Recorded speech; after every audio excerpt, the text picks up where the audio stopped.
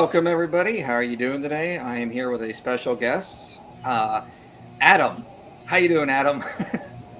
I'm doing great. A little tired, working summer. Oh yeah, So oh yeah. in So Florida, so Adam is Adam's another YouTuber. He's got a small channel here. I'm going to put it up here, but we're going to be responding to a much bigger channel today. So recently, someone named Joel Kramer put out a case for the early date of the Exodus. And if you don't know what that is, well, there's a debate about when the Exodus took place, typically among Christians. Some say it happened in 1446 or around that. That's the early date. More Egyptologists that are Christians and scholars that are Christians tend to argue for the late date under Ramses II. And so Joel put out a video arguing for the early date, and I watched it and was sort of like, oh my goodness. So I did a short little TikTok response to it because I saw some of the clips on TikTok, and then some people said, well, you should check out the longer video. And so I did, and I realized he actually responds to some of the arguments we've made for the late date. So I was like, I should bring Adam on because he does some similar stuff here, and we can respond to this pretty bad video. But here is his channel for those who are interested. You guys should go subscribe to it for sure because he's trying to grow. Adam, how do you pronounce your channel name? Linguisamo. Linguisamo. Awesome. Yeah. And you're teaching Hebrew to some people on Discord as well? Yeah, I'm currently teaching Hebrew. It's a small group on Discord right now. So we're third or fourth week into it. Awesome. So. Well, go check out his channel. I want to give you a plug there. But we're going to be responding to Joel Kramer today. Now, Joel Kramer, I believe, has a master's in archaeology. So, but he's an advocate for the early date and some pretty fringe views. And so I thought it'd be interesting that we respond to this video. This is the Exodus Pharaoh Explained, and it's already got close to 500,000 views. And he uses a lot of the arguments I used when I held to the early date and just found them horribly bad after I was confronted with an actual expert on it. So I figured we'll go through and address this because some people have been arguing he does a really good job arguing for the early date. I'm like, what are you talking about? Adam, what were your thoughts on his video? I thought he was rehashing some of the same old arguments over the past few years. I do know he works with he works with ABR, Associates for Biblical Research. So his line of thinking on the Exodus lines up with theirs. So he was along with Dr. Brian Wood and the gang there. His views lined up with that. So they're rather mainstream early Exodus arguments. So yeah, well, we got a lot to say about this video. It's filled with issues, and so I made some time markers here. They're going to try to argue a lot of pieces of data to support the early date. They're going to rely heavily on this Egyptian writer named Manetho, and a lot of problems there. But yeah, you ready to go through this thing? It's only about 20 minutes long, but I think we can get through it. Yeah, let's do it up. All right, I'm going to play for about a minute and a half, and then we'll stop there.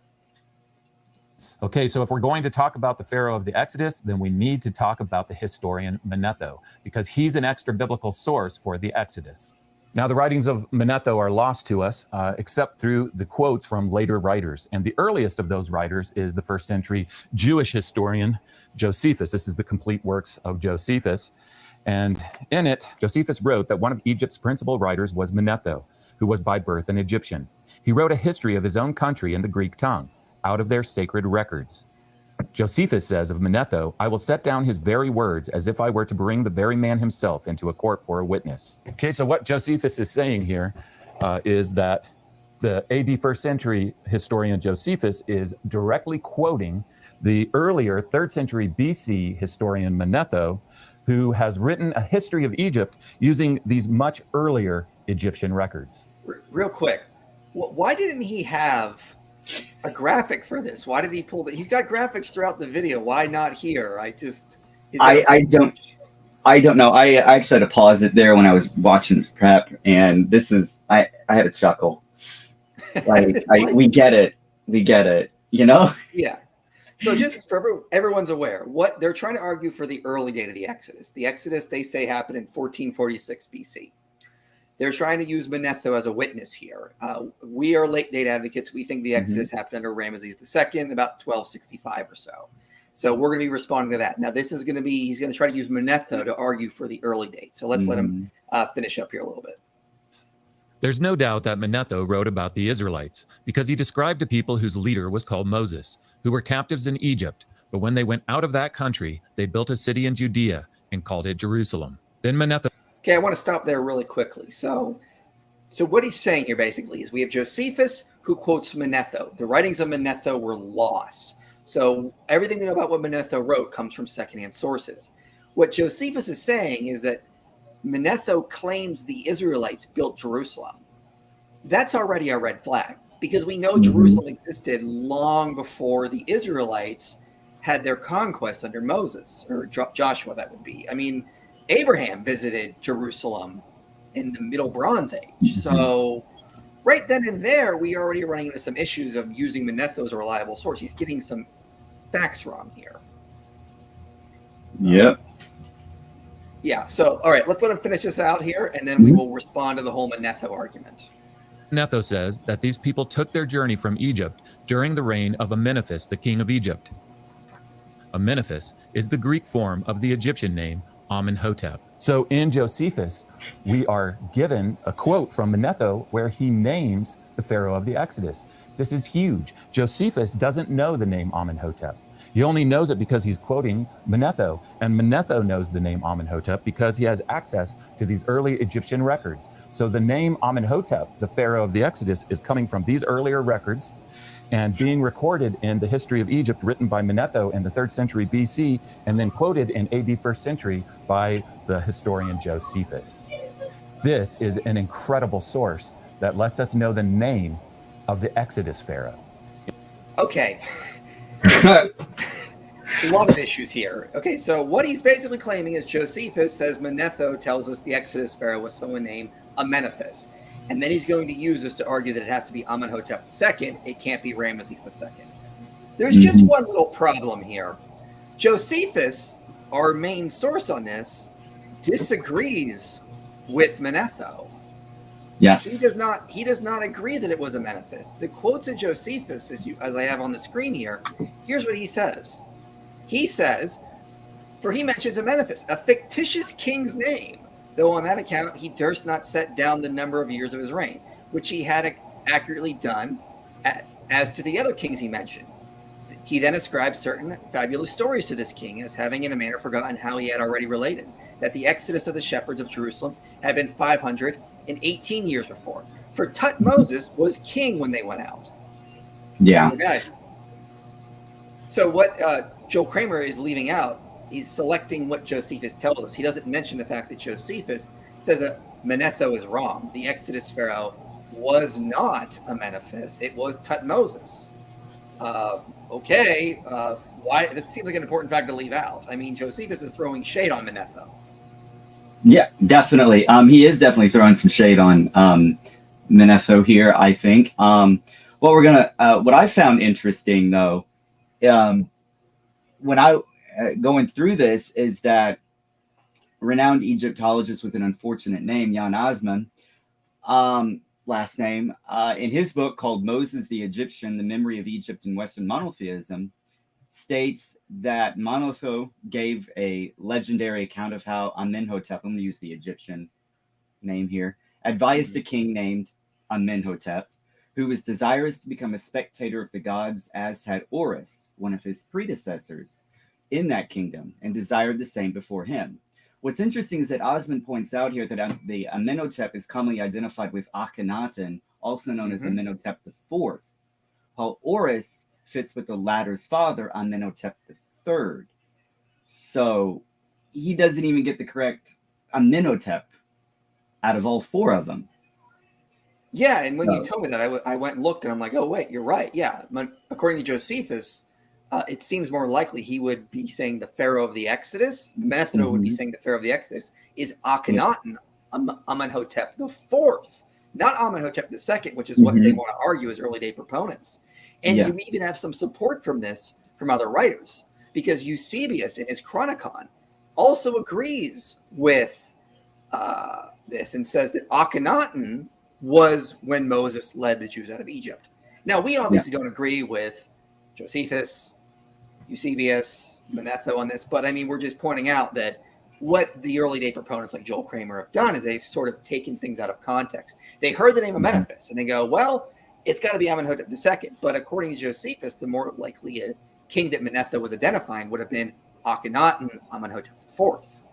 Yeah, definitely. And he's going to string it up here and tie it in with their championed verse, 1 Kings 6:1. So yeah, we'll get to 1 Kings 1 because their response would be something like, well, we're not just saying it's Manetho alone. It's Manetho and the dating you get from the Bible. Fair enough.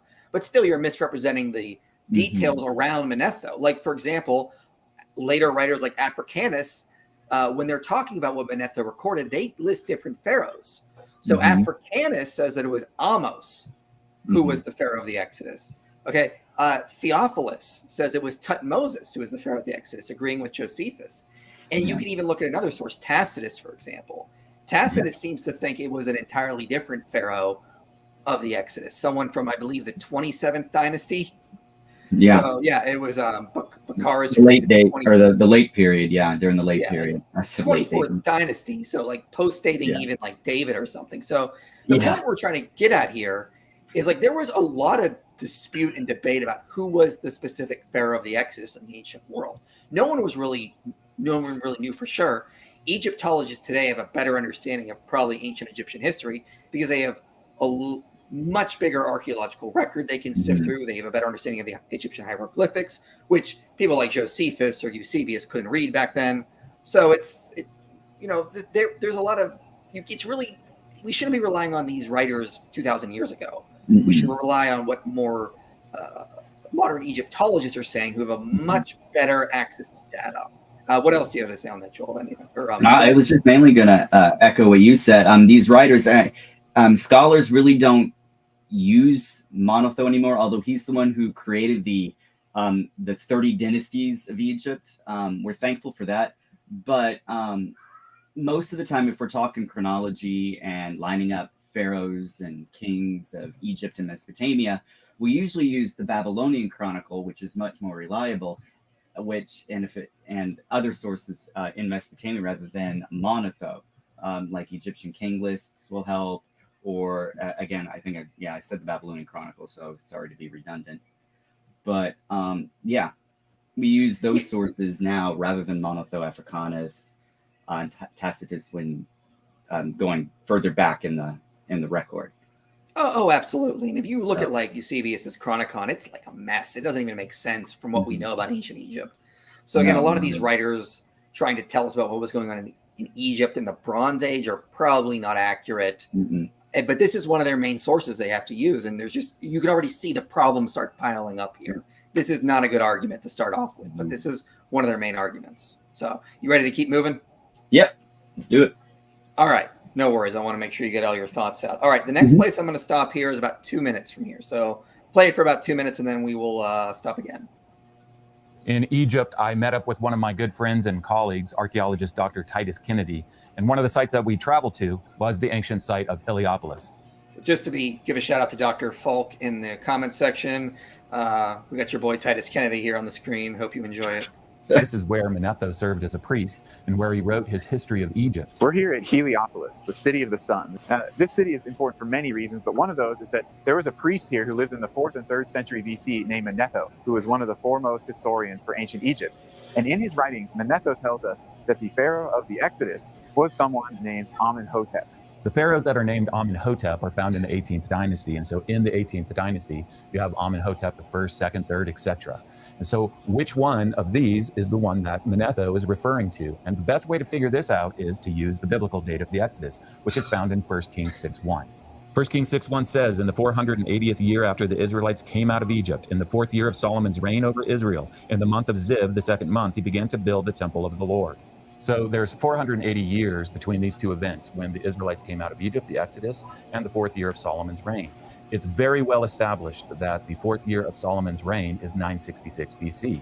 So to get the date of the Exodus, all we have to do is add 480 years to 966 BC, and we get 1446 BC, which is the biblical date of the Exodus. Yep, it's that simple, guys. All we got to do is just do the math. No problems there. Just that simple. I think what gets Go ahead. I think what gets me about this is they call it the biblical date, as if we other Christians do not agree or must always agree on some sort of doctrine. If you don't agree on this sort of doctrine, if you don't agree on eschatology, for example, if you're not ECT, then you must repent or something. It's just they always call it the biblical date, and it's like, well, there's another theory out there, much more convincing in our opinions, but out there to describe the Exodus, we call it the late date. So I just find it annoying that they keep calling it the biblical date. That's why I was rolling my eyes. Yeah, I agree. And you're absolutely right. And this is something the early date proponents just hit on constantly. This 480 years, and they never even consider the context. Mm-hmm. Remember, the dating in First Kings is a temple dedication inscription. And when I held to the early date, I didn't even use this because I knew this was a temple dedication inscription. And so I was even kind of loose with my understanding of the date. I didn't think it was an exact chronology, because that's just not what's going on in the Bible. But if you look at other temple dedication inscriptions from the ancient world, like here's one from Egypt, the 400-year stele. Okay. It says that they rededicated this temple in the 400th year in the 4th month on the 4th day. Now, based on our understanding of when that temple was actually built, this is not the exact year. I think it's off by like, I can't remember exactly. It's off by like maybe 50 years. At least 50. I want to say 50. Yeah. So this is not an exact dating of it. So, the same thing with this other one. Tukulti Ninurta I declares 720 years elapsed from the initial construction of the temple. Again, this is another idealized number, 12 multiplied by 60. In the Bible, we have, using these idealized ages and numbers, Kenton Sparks notes the odds of you getting all of these ages in Genesis 5 ending in a 2, 0, 5, 7, or 9 is 0.0000006% possible. It's just, these are idealized ages. These are idealized numbers. This is the cultural context of the ancient Hebraic text that we have in the Hebrew Bible. So we shouldn't expect him to be giving us an exact chronology when we get to First Kings. And most scholars that write about this, like Kenneth Kitchen, David Falk, Richard Hess, I mean, they all are saying this is just an idealized image. James Hoffman there as well. I mean, it's only the ABR scholars and their buddies that try to use this as an exact date, and they ignore all this cultural context. You hit the. Let me get that phrase. You hit the nail on the head. That's what I mean. I always confuse that. Anyway, but yeah, you hit the nail on the head with it. They completely ignore ancient Near Eastern context, historical, cultural, linguistic, everything. They don't really imagine that numbers have some sort of significance. As in this case, it just means a really long time. And it's very egregious on their part to assume that the numbers must be taken woodenly and literally. We'll get to that because you said you got some stuff on 40 years. So when we get to that, we'll talk more about this whole 40-year issue because they're going to talk about the 40-year periods as well. But if you're ready to move on, I got us going for another 45 seconds before we stop again. Yeah, go for it. All right, let's do it. Now we can turn our attention back to the Egyptian chronology, and we can ask the simple question: is there a pharaoh named Amenhotep that is reigning during the biblical date 1446 BC? Amenhotep I reigned from 1546 to 1526. His reign is too early. Amenhotep III reigned too late, from 1414 to 1377 BC. In between them, Amenhotep II reigned from 1450 to 1423. And so the biblical date of 1446 BC for the Exodus falls within the reign of Amenhotep II. The Amenhotep that Manetho is writing about must be Amenhotep II because the dates of his reign are in sync with the biblical date of the Exodus. Okay, Dr. Falk is probably pulling the little hair he has left out right now. He's pull his whole beard out. He's got no goatee now. He pulled it all out.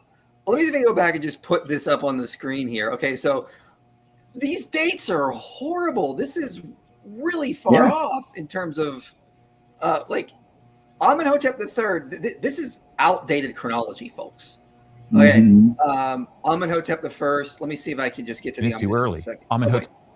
Okay, he does that one. Here, I'm just going to pull up. Yeah, go for it. Yeah.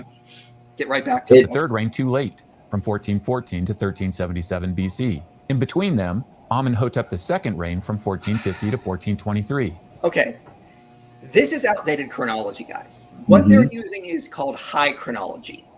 Most Egyptologists today, after scholars like Kenneth Kitchen, use a low chronology. Let me see if I can pull this slide up really quickly here. So I got Dr. David Folk's groundhog, a screenshot from his. Excellent. It's an excellent chronology too. Yeah. So Dr. David Folk went to basically had a computer model using all sorts of syncretisms to show where Egyptian chronology is going to line up. And he basically points out that Amenhotep II didn't start reigning until 1423. As you can see right here, you can see that there. It's kind of a little blurry. I apologize for that. But Amenhotep III did not come until 1423, roughly around there. Most Egyptologists will basically agree with that at this point, that it's rough. Amenhotep came in roughly around that time period. He was not reigning. He was not reigning back in the 1450s. He didn't start his reign back then. So Joel Kramer is using very outdated chronology that really hasn't been supported for about 30 years now. Yeah, absolutely. We don't even use that anymore. We use the mid. Some use the mid, and some people use the low chronology. And it just sets off the dates by about, I want to say 25, 50 years. So leaving the high chronology in the dust, literally in the dust. Yeah, and other scholars get this. So Walter Kaiser is an early date proponent. He says the Pharaoh of the Exodus had to be Tutmosis III because according to the most up-to-date chronology, that would be the Pharaoh reigning in 1446 BC. So why doesn't Kramer or the rest of ABR update their chronology? Kaiser has. Yeah. So this is what we mean about them being Kramer's being very selective. He's very selective with Manetho. He's very selective with the cultural context around the day of First Kings, and he's being very selective with Egyptian chronology. He's giving you outdated chronology. The most up-to-date chronology puts Amenhotep II too late to be the Pharaoh of the Exodus. Yet here we are, not telling us that as well now. Here we are again. We'll be here again and again. I'm sure discussing this. Oh yeah, and look at all the syncretisms you see from the Amarna letters that show us that this is a very accurate chronology.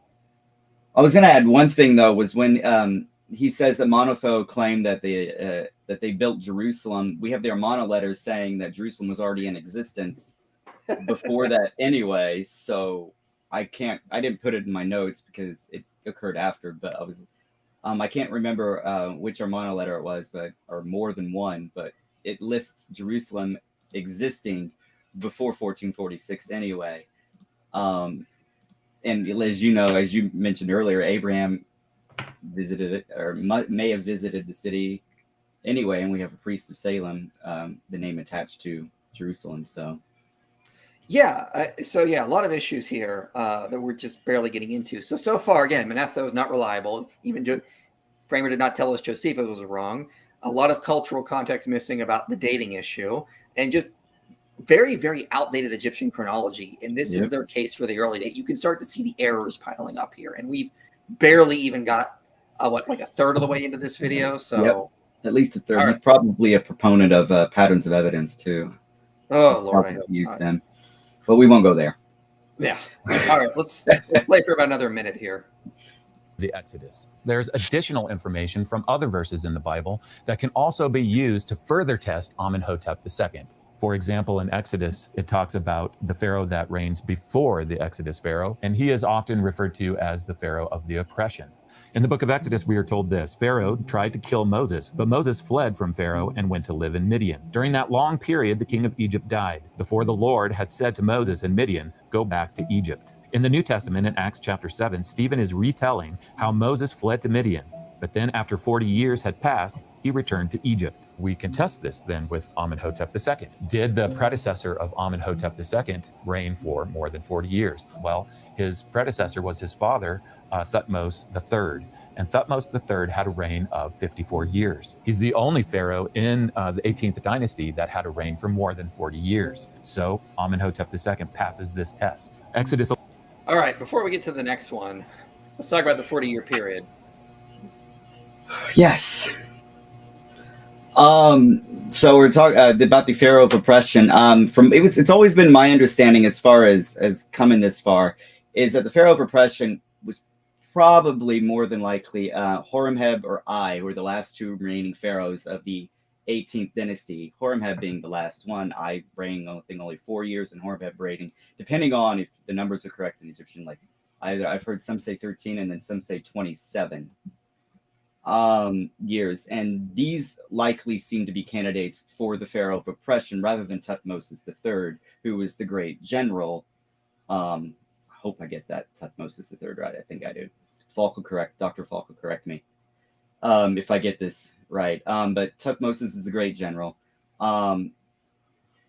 But Ai and Horemheb, getting back to them, they seem to be the more likely candidates for the oppression, considering the mysterious circumstances revolving around Tutankhamun's death, and then just their horrible reigns. Basically, they just fit that category. Throwing the children in the Nile, firstborn male children dying, etc. So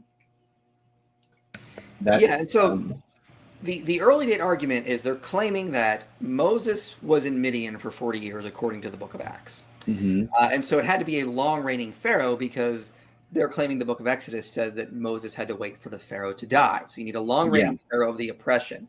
The problem is that's not what Exodus says. If you read Exodus 4, it says, the Lord said to Moses in Midian, go back to Egypt, for all the men who were seeking your life are now dead.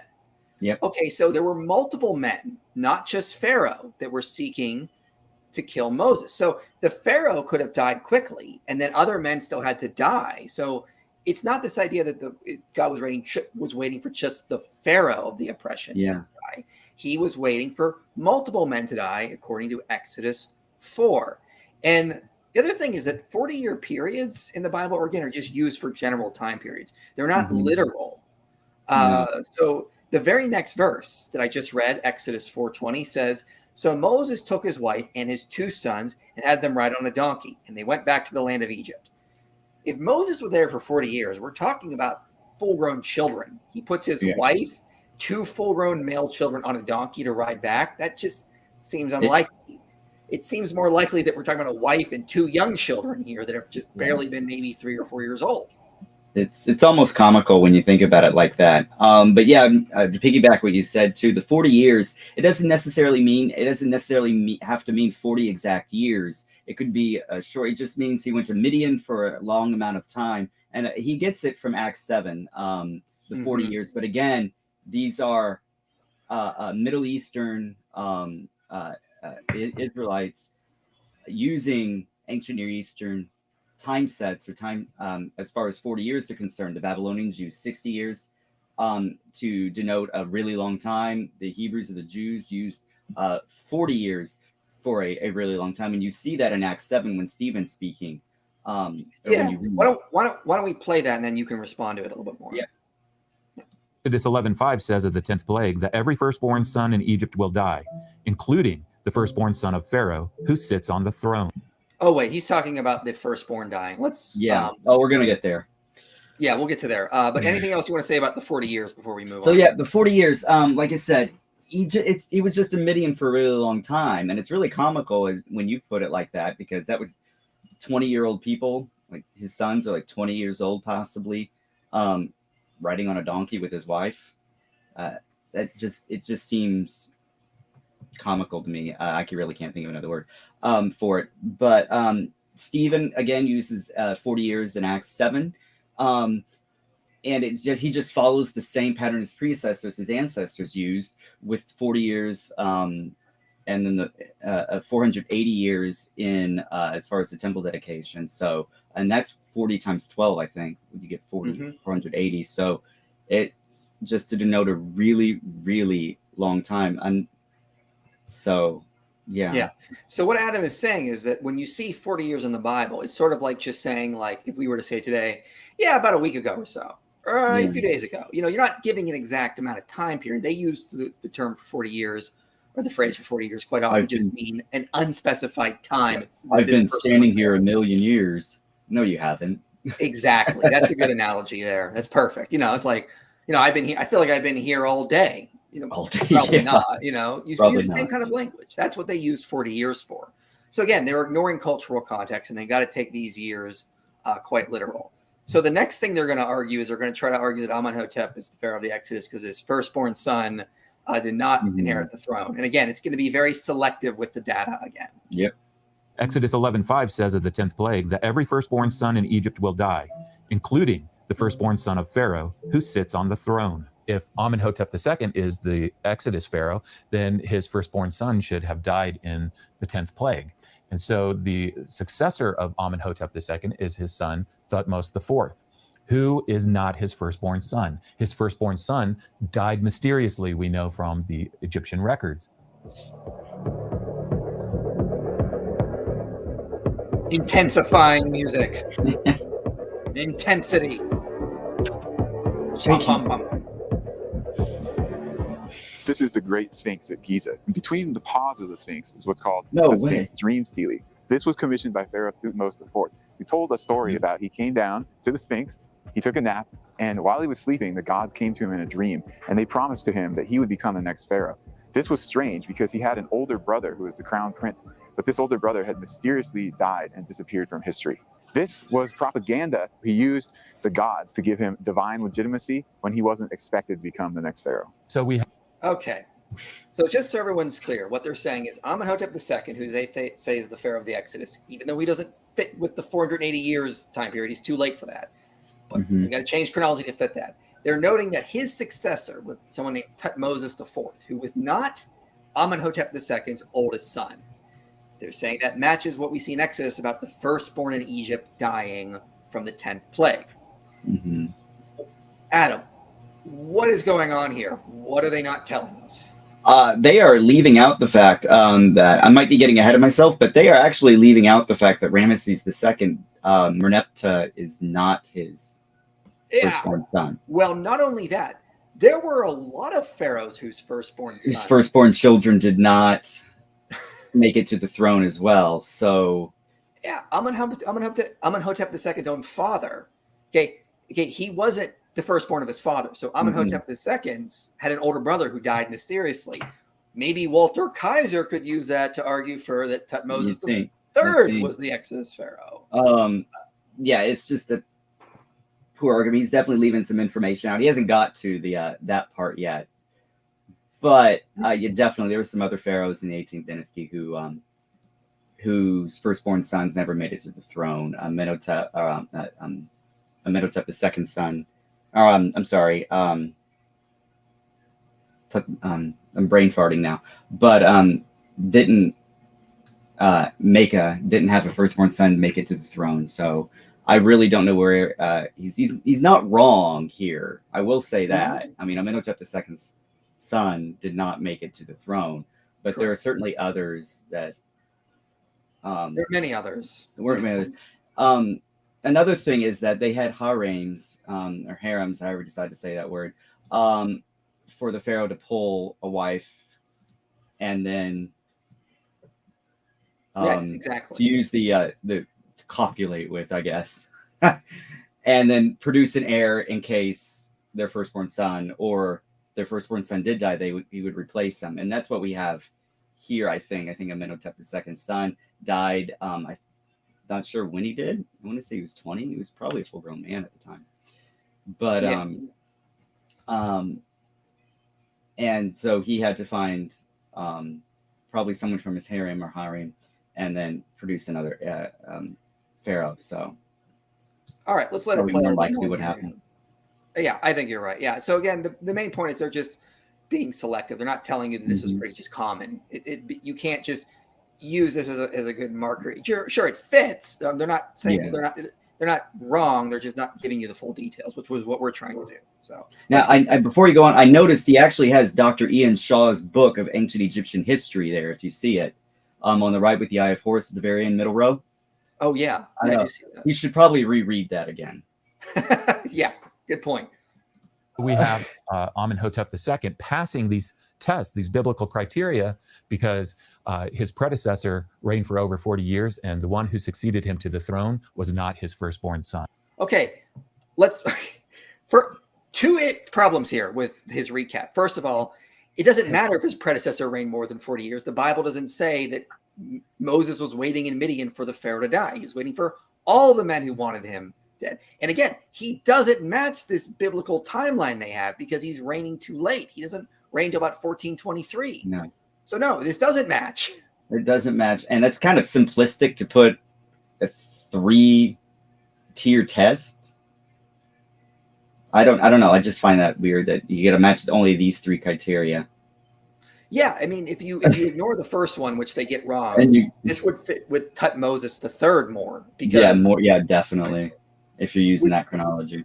If you're going to use that chronology, and you gotta get rid of the first one because they've misread the Bible, but this would fit better with Tutmosis III if they're going to stick to that biblical chronology they have it. You know, we already addressed that. So many. Yeah, we did, but it's all right.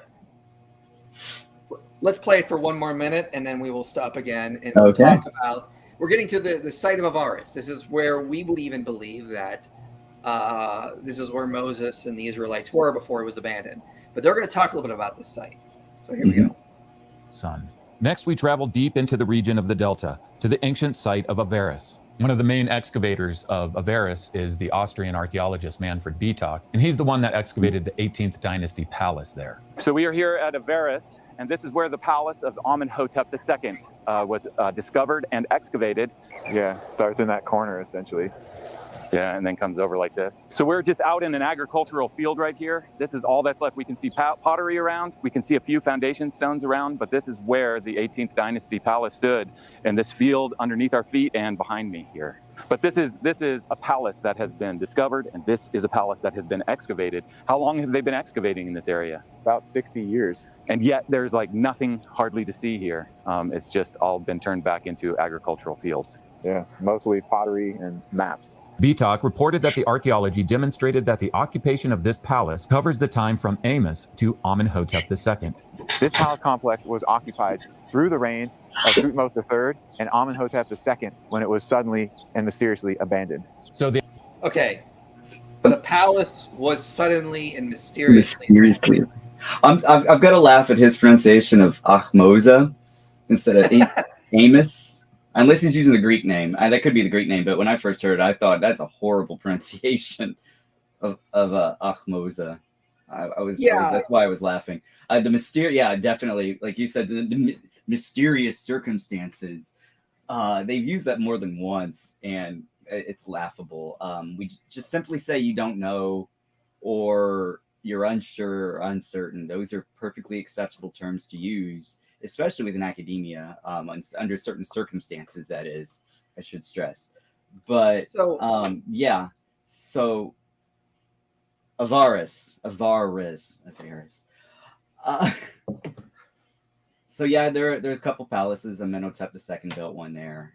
He also built a slew of other palaces in Egypt. So I'm not sure what the one in Avaris is so important when you had Pi Ramesses right there at Kantir. Mm-hmm. So from which, what I have up on the screen is a map of Avaris. Okay, and where my mouse is, you can see the palace complex of the 15th and the 18th dynasty. Okay, it's rather small actually, and they're saying what Manfred Bitock is saying is that this was abandoned around the reign of Amenhotep II. Just this. Mm-hmm.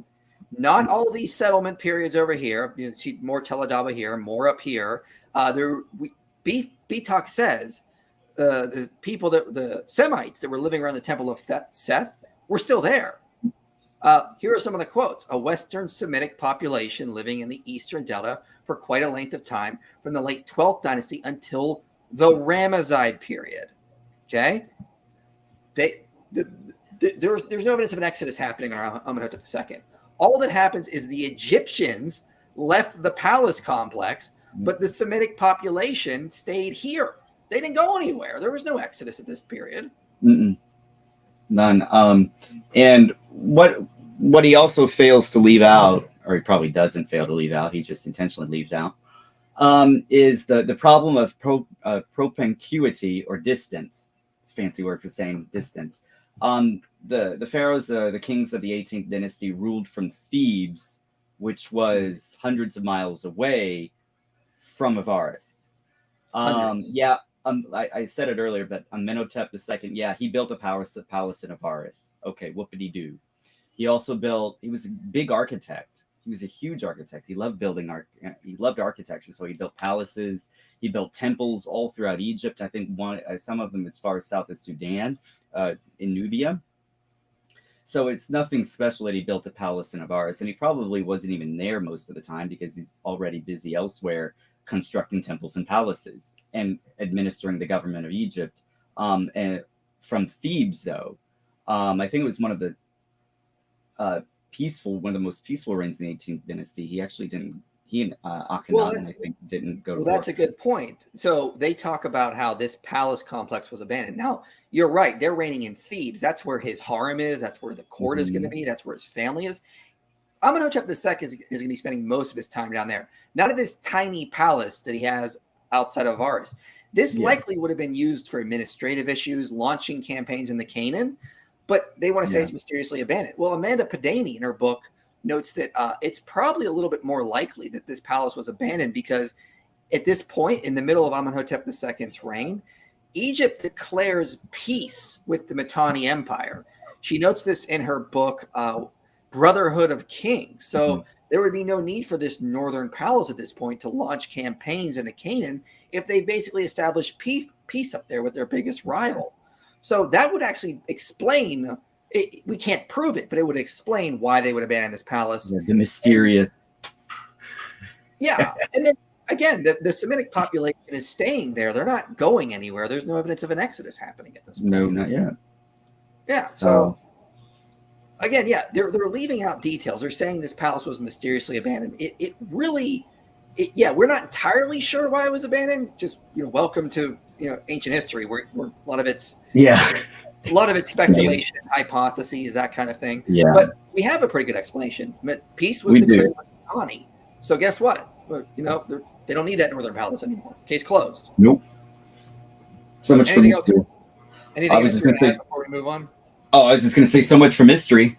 I think that's a great explanation, in my opinion, anyway, from the book. So I do want to add one thing. Is that you notice they used to say something different, though. Like Scott Stripling says in this book, 5 Views of the Exodus, they used to argue that the entire site of Tel El Daba, Avaris, was abandoned. After David Falk pointed out, Manfred Bietek doesn't say that. He only says the palace complex was abandoned. Notice how the early day proponents have shifted now. Since Falk pointed that out to me and I pulled my own documentary down, they've now been saying the palace was abandoned because Scott Stripling on page 33 of this book is arguing that Tel El Daba, Avaris, was actually abandoned under Amenhotep II, even though Bietek doesn't actually say that. Now they've shifted their entire argument, but in their attempt to shift, there's just no evidence for the Exodus because the palace complex would have only been occupied by the Egyptians, not the Semites. Not the Semites, there would be no reason for that. And they still had the Egyptians still had control of that area anyway, obviously, during the 18th dynasty and 19th up until the end of the New Kingdom, which was dynasty 21. I think so. All right, let's move on here. I'm going to play it for another 2 minutes, and then we will stop again. So the excavations at the 18th Dynasty Palace in Avaris provided then archaeological evidence to support Amenhotep II as the Exodus Pharaoh. Okay, I got to stop it there because no, it doesn't. Because again, as we showed, Egyptians abandoning a palace is not evidence of a bunch of Semites leaving Egypt. That doesn't happen until the Ramesside period. So, what are you trying to say? Yeah, definitely. The port was even in existence after, anyway. Yeah. Because it was a great harbor for them, for their fleet there. So there would be no reason to abandon it. Exactly. But again, one of the most impressive pharaohs in all of Egyptian history is the pharaoh Ramses II. And so it was very early on that Egyptologists started to propose that Ramses II must have some connection with the Exodus. I'm here at Memphis. This is the first capital of Egypt. And below me is this colossal statue of Ramses II, who built this site up during his reign.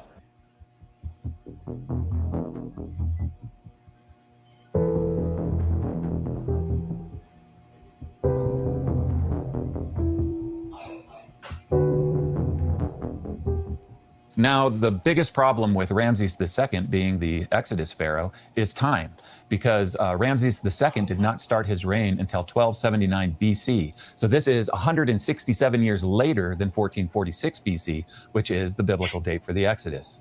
And remember that the predecessor to the Exodus pharaoh has to have a reign of more than 40 years. The predecessor of Ramses II is Seti I, and he reigned from 1290 to 1279 BC, which is just a reign of 11 years. So he fails the test. Now, Ramses II does have a very long reign of 66 years, and so is he the pharaoh of the oppression? Well, the problem here is that would make his successor, Merneptah, the pharaoh of the Exodus, and the Exodus pharaoh can't have their firstborn son inherit their throne because he would have died in the 10th plague. The successor to Merneptah is Seti II, and he is his firstborn son. So the reason that Ramses II can't be connected to the Exodus is because he fails all these tests. If he failed just one of these criteria, then he would be disqualified as a candidate, but he fails on all counts. All right, let's put that chart back up there. Adam, what's wrong with this chart here? Let me go back. The problem is that Ramses II is Seti. What do you say? Seti II was Ramses II's firstborn son. Well, no, that is he's trying to say that maybe Merneptah was the pharaoh of the Exodus because Ramses prior had a long reign, but Seti II was not the oldest. Was the oldest son of Merneptah. Or oldest. I'm sorry, I thought he said firstborn. My fault. But no, what he does here is he does a bait and switch. Now he goes back to Ramses II, and then he's saying, well, Ramses II's successor was not the firstborn. Well, I'll play it again. I mean, you can see the shift here. Yeah. Their firstborn son inherit their throne because he would have died in the 10th plague. The successor to Merneptah is Seti II, and he is his firstborn son. So the reason that Ramses II can't be connected to the Exodus is because he fails all these tests. If he failed just one of these criteria, then he would be disqualified as a candidate, but he fails on all counts. It's a bait and switch. It is. Ramses II's oldest son died mysteriously during his reign. He did not inherit his throne. So he would meet that last criteria for sure. Yeah. And again, the other two were just nonsense. So, I mean, this is a horrible argument. It is. Another thing, though, is that Ramses' firstborn son, died mysteriously here. Imagine that. Amenhotep II was his name. And he died at like 25, I think. He was a grown man when he died. And sorry, I just saw that. But yeah, Ramses II's firstborn son didn't even reach the throne either. So it's just a mistake on their part. Well, the other mistake they're assuming is they're taking again this firstborn thing literally. But Exodus 11:5 says, "And every firstborn in the land of Egypt shall die, from the firstborn of Pharaoh who sits on the throne, even to the firstborn of the slave girl who is behind the handmaid, and all the firstborn of the cattle." Okay, it starts with the firstborn of Pharaoh. So this is what Egyptologists would say is this is heir designates. It doesn't have to be the biological firstborn based on the way the Hebrew is written. It can be someone else you just designate as your heir. You should probably brush up on his Hebrew then. If that's the case, because that's exactly how it's in the dictionary, worded in the dictionary. It doesn't necessarily mean firstborn son. It just means next in line to the throne, the heir designate. Exactly. So, all right. Anything else you want to add before we move on? No, I just wanted to stress that Ramses II's firstborn son did not make it to the throne either, and we actually have his name recorded, Amenhotep II, or Hatshepsut, depending on how you pronounce it. But yeah, it's an error on their part too to say that. Well, there was a bait and switch. They pointed out Merneptah's firstborn son had made it to the throne. Then they just shift back to Ramses II. So that was a bait and switch. So that was it, though. Yeah. All right. Let's play for another 20 seconds is what I got next. Now I'm going to give my general views of the debate that's been going on for a long time between the early date and the late date. Just so everyone knows, it's about to get. Now we're starting to go really off the rails here. Early date for the Exodus is in the 15th century BC. The late date is in the 13th century BC. And this is Amenhotep II versus Ramses II as Pharaoh of the Exodus. The main Okay, real quick. This is a false dichotomy. First of all, there are people like Rensburg that argue Merneptah was the Pharaoh of the Exodus and he's a late date. There are early date proponents like I mentioned, Walter Kaiser, that say Tutmosis III. Some say Akhenaten. Some say Tutmosis IV. I mean, it's not just these two. There's actually other pharaohs that have been proposed. So this is just a false dichotomy here. Mm-hmm. Yeah. Yeah. All right. I'll play it for a little bit more, and then we'll stop, and then I'll show another slide here. Okay. Main verse that's used for the late date is Exodus 1:11. And here we have the Israelites under slave masters who build a store city named Ramses. And so the idea is that this city named Ramses is connected to the Pharaoh Ramses II, and therefore the Exodus must date to his time. Avaris was established in the 12th dynasty, but in the 19th dynasty to the north, a new city and palace emerged called P. Ramses. Now in the book of... Okay. Did you catch that, Adam? A new city emerged. New city emerges. Yeah, buddy. Okay. Therefore, it's not the site of Avaris. That's a different city. So in Exodus 1... Yeah, go ahead. I was going to say, well, then what was the whole point of talking about Avaris in the first place? I screamed. I got in trouble, by the way, when I did this. When I watched this part, I screamed, then why are we talking about Avaris? And then I hear from the living room, shut up. Yeah. You wake the kids up. Yeah, definitely. Like, why? What was the whole point of talking about Amenhotep II's palace being abandoned? Well, it's they're admitting that when we hear about the site Ramses in Exodus 1:11, that's not the site of Avaris. That's a new city. Oh, that's a new site. Yeah. Yeah. So that's what they're about to argue. They're the same here. They're gonna this could be another bait and switch going on. Yeah. But yeah. Here we go. The book of Exodus, we see that one of the store cities that's built is called Ramses. Some have explained this as scribal updating later on, but there's a possibility that this area was also called Ramses during the 18th dynasty. Now, it's okay. Is there any evidence that Avaris was ever called Ramses? No. Exactly. No. And Pi Ramesses was built by Ramses II. So he built the city. So I mean, that's so weird. It's a very weird argument Kennedy just made there. He said that they built under the 19th dynasty, they built a new city called Ramesses while Avaris already existed. But maybe that Avaris was originally called Ramesses as well, which we have no evidence for. It's just you've already admitted that Ramesses was a new site, a new city that came later, much later than the date you want to place the Exodus at, and it just doesn't work. No.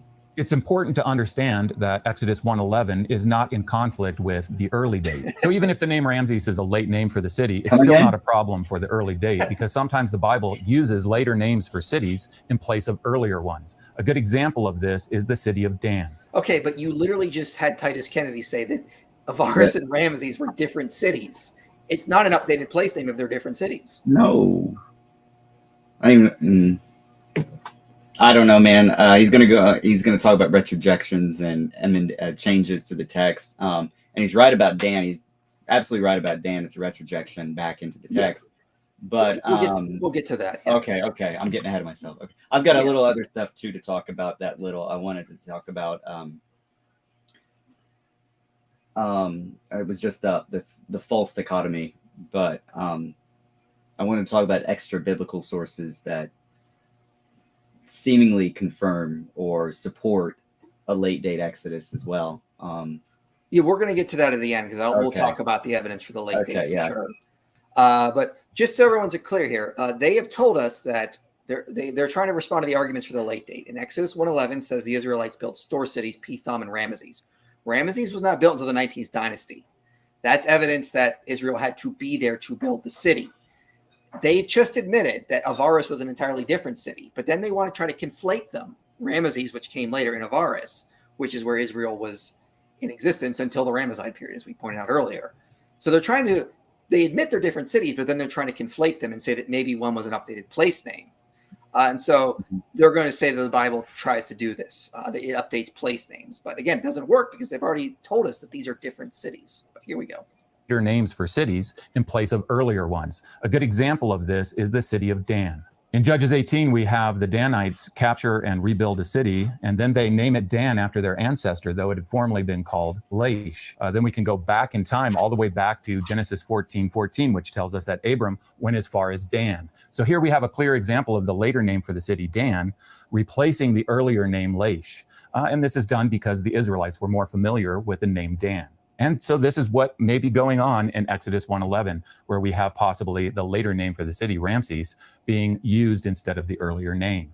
Just as we wouldn't date Abram using the name of the city Dan in Genesis 14:14, so we shouldn't date the Exodus by the name of the city Ramses in Exodus 1:11. Okay. So Oh boy. they're trying to say that this is basically the same thing. That that Dan is an updated place name. So therefore, Ramesses can be an updated place name for Avaris. But didn't they just tell us Avaris and Ramesses were not the same sites? They did. They did tell us that they weren't the same sites. I mean, he's right to assume that this is a retrojection as far as Dan is concerned there in Genesis 14. But yeah, this is definitely not the case in Exodus 11. And there are certain passages in the Pentateuch that are older than what some proponents of the DH or documentary hypothesis would say. Pi-Ramesses is one of those. It's just it's specific. It's in a certain location in Egypt, right? Now here's where it comes: is that we find out later that it was abandoned. So this cannot really be a retrojection, considering that later the site was called Tanis. Yes, the Indiana Jones Tanis. But without all the glamour and Ark of the Covenant stuff. So it received a new place name later on. So you would expect Tanis or something instead of Pi-Ramesses if we're going to retroject that back into the text. So what Adam is saying, let me clarify here, is that at some point, I think it was around the end of the 20th dynasty or so, Ramesses was abandoned and the capital was moved to Tanis. And so what we see in, like, for example, the Psalms, they call it the field of Zoan, for example. They don't use Zoan. Sorry, Zoan. Yeah, Zoan. The name's Zoan, not Tanis. Sorry. So if this was an updated place name, they wouldn't use Ramesses because, again, in the Iron Age, we saw that was basically abandoned. They would have, if the Israelites were writing then and they were using updated place names, they'd use Zoan, or they might confuse and get the wrong capital and say Tanis or something. But also, comparing this to Genesis 14:14 with the city of Dan is not a good comparison, because notice the differences. In Genesis 14, they basically say Abraham pursued the men as far as where we know Dan is today. Exodus 1:11 is not the same thing. It says they built the cities Pithom and Ramesses. Mm-hmm. They built them. So that's an action they had to be there in Egypt to do. Yep. This means they had to be there during the 19th dynasty to build these cities. It's not the same thing as saying, they pursued them as far as Dan or so, like it's that kind of thing. This is a claim of an actual action that Israel was still there and they were actually constructing these cities. It's not a good comparison. Yeah, absolutely. I'm baffled by that he would even use the retrojection thing, considering it was so specific, and then it was abandoned. It was abandoned, after the New Kingdom, and then it was later called Zoan. You would think that if they're going to retroject it, they would use Zoan or Tanis for that matter for this text, rather than just leave it at Pi-Ramesses, because people in later generations wouldn't even know what Pi-Ramesses was, where it was, or anything. So to recap, the problem with this whole Ramesses, them trying to say that Ramesses is an updated place name for Avaris, a lot of issues. One, they've already admitted they're different cities. They're separated by about 2 kilometers or so. So problem there. We know the name of Ramesses basically fell out and was not known by people in the Iron Age, especially those living in Israel. So it could not have been an updated place name. They would have called it Zoan or something like that if they were updating a place name. And what else was I going to say about that? And again, it's not a good comparison because Exodus 1:11 says they built Ramesses. It doesn't say they were just in the region of where Ramesses is. You could use that for Genesis when it says that Jacob moved in the land of Ramesses. Sure, because it doesn't say they actually were building stuff like Ramesses. Yeah. Exodus 1:11 says they were building the cities. It's not a good comparison. Jeez. Yeah. Any last words before we move on? No, that was it. All right, we're going to play for another minute, and then after that, we'll get into them trying to respond and defend Jephthah after that. Jephthah. The main verses we've already covered for the early date is 1 Kings 6:1. This is a real problem for the late date. It's a real problem for us, guys. We don't know how to deal with 1 Kings 6. Shut her down. Shut her down. It's all over. So the way that they argue against 1 Kings 6:1 is they say that the 480 years that's mentioned there shouldn't be taken literally. It's not a literal number. What this is really talking about, they argue, is 12 generations of 40 years. But then they say 40 years is too long for a generation. It really should be 25 years. Well, 12 times 25 is 300 years. So if you reduce 480 years in 1 Kings 6:1 down to 300 years, then you've moved the whole chronology 180 years later in time, and then it fits the reign of Ramses II. Before the late date theory came along, nobody read 1 Kings 6:1 and read 480 years and said, oh, I get it, that really means 300 years. This is a reinterpretation of this verse, and it's agenda-driven. So what's the agenda? The agenda is to make Ramses II the Pharaoh of the Exodus. Wow, that's poisoning the well. Jeez. Like, I felt that one. Can we say straw man? Yeah. I mean, we could just say that you're changing Egyptian chronology to an outdated chronology line to make sure Amenhotep is the pharaoh during the time you want him to be. You're not using the updated low chronology. So is that agenda-driven, Kramer? Like, come on, dude. Is that, you know, like, come on, brah. So yeah, and that's not even the crux of our argument anyway. 1 Kings 6:1. Most of the evidence is I shouldn't say most, but maybe it is. Most of the external evidence that is the information that comes from outside the Bible, and then we mix that with the internal data. One good example is Papyrus Anastasi 6, for example, and it tells us there that there were a group of people trying to pass by an Egyptian fortress. Additionally, on the Israel stele, we have the Egyptian determinative for people and for another country. I could not, for the life of me, I could show you determinative in the book, in James Hawke's Egyptian grammar book, and I tried scouring my house for a Manly Conley book. Sorry, Falk, but I couldn't find either book, or as I could like show you in the camera, like up close, what these determinatives look like. But with the Israel, it was it's got the Israel, and then the determinative, which is the glyph at the end, but that you don't pronounce, is the determinative for people group. And the other nations listed on the Israeli stele have the country or nation group. It's like a box with like 3 hills on it to describe what it looks like. Huh? So just to clarify for the audience, guys. So what Adam is pointing out here is the main evidence we use for the late date is not what Kramer is presenting here. No. There's a lot more data that we have, which we'll get to the end. We'll cover that again. So he's really misrepresenting the case for the late date, and early date proponents do this often. This is why I mainly abandoned the early date, because I realized that they misrepresented the argument for the late date, and their evidence was crap. Definitely. Anything else you want to say before we move on? I was just going to add to the even piles upon piles of information that we have for the late date. You could check out. I'm sorry, I hate to use Falk's book again here, but Falk's book on ritual processional furniture in ancient Egypt and the Ark of the Covenant seems to fit like late 18th dynasty, 19th dynasty processional furniture, the bark and everything. So that was just one more piece of info I wanted to add to the piles and piles of info we already have on it. So other than that, yeah, we're gonna cover some more evidence at the end for the late date. To just we could go on forever, baby. Yeah. Like, yeah, we could. But let's play, because I want to get to the Jephthah thing here. Oh yeah, definitely. Yeah. So yeah, we'll play it for about. He's going to make the case. He's going to try to argue that Jephthah in Judges 11 is a reliable witness for the date of the Exodus. But let's get to that.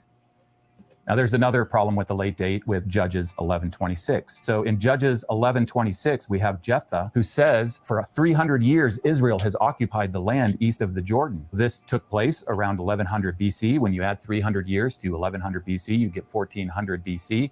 Add the 40 years of wilderness wandering, and then you get this mid-15th century BC date for the Exodus, which is an agreement with the mid-15th century date of the Exodus from 1 Kings 6:1. So since Judges 11:26 also gives a 15th century BC date for the Exodus, then the late date scholars have to present their arguments against it. So what they say. All right, before I get to the arguments for the late dates, let me just clarify. Okay, so they'll say that 1 Kings says that the Exodus was 480 years before Solomon built the temple. So they'll say that's about 1446.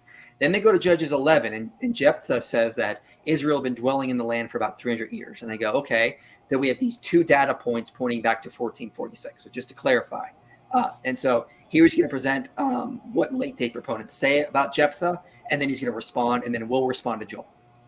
They say is that Jephthah is unreliable. And the reason that they give is that he calls in verse 24 the name of the Ammonite god Chemosh, whereas later in the Bible, for example, in 1 Kings 11:5, the name of the Ammonite god is given as Moloch. So Jephthah can't be trusted. He gives the wrong name of the god of the Ammonites. And so therefore, in verse 26, when he says this 300 years, you can't trust that 300 years is being accurate.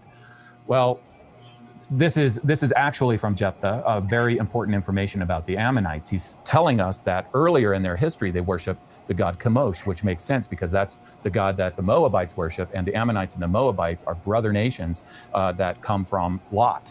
And so they worshiped early in their history Chemosh, and then later they changed and adopted, for whatever reason, the worship of the Amorite god Moloch.